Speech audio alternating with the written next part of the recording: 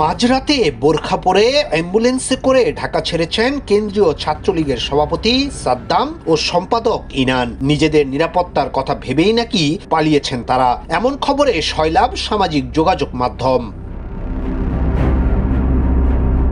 যদিও সাদ্দাম ও ইনানের পালিয়ে যাওয়ার খবরের সত্যতা এখন পর্যন্ত পাওয়া যায়নি, তাদের মোবাইলে ফোন দিয়েও কোনো সাড়া মেলেনি।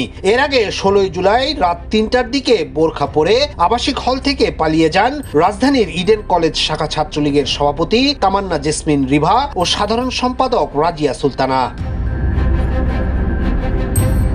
এদিন রাতে ঢাকা বিশ্ববিদ্যালয়ের রোকেয়া হল থেকে ছাত্রলীগের সভাপতি আতিকা বিনতে হুসাইন সহ 9 ছাত্রলীগ নেত্রীকে হল থেকে বের করে দেয় শিক্ষার্থীরা। একই সময়ে অন্য হলগুলো থেকেও ছাত্রলীগ নেত্রীদের বের করে দেয়া হয়। এরপর নিজেদের নিরাপত্তার কথা ভেবে চলে যান রিভা, রাজিয়া। অবশ্য বর্তমানে কোটা আন্দোলন নিয়ে নানা ইস্যুতে গুজবে সয়লাব সামাজিক যোগাযোগ মাধ্যমগুলো, আর এসব গুজবে বিভ্রান্ত হচ্ছেন সাধারণ নাগরিকরা। অনেকে বলছেন শিক্ষার্থীদের আন্দোলনে ভর করে সামাজিক যোগাযোগ মাধ্যমে গুজব ছড়িয়ে দেশে অস্থিরতা তৈরির অপচেষ্টা করছে একটি মহল। বিভিন্ন বিভ্রান্তিমূলক অপতথ্য ছড়ানো থেকে শুরু করে নানা স্পর্শকাতর বিষয় নিয়েও গুজব ছড়াতে পিছপা হচ্ছেন না তারা।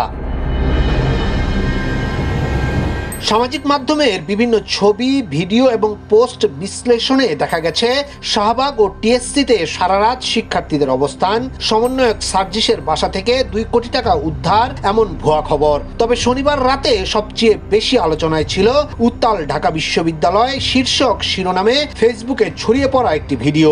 এছাড়াও দেশের বিভিন্ন গণমাধ্যমের ফটোকার্ড ব্যবহার করেও নানা অপতথ্য ছড়ানো হচ্ছে।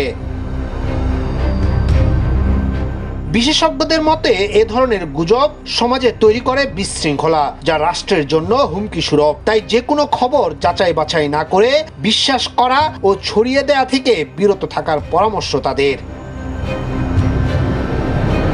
ইয়াসিন আলী, সোনালী নিউজ, ঢাকা।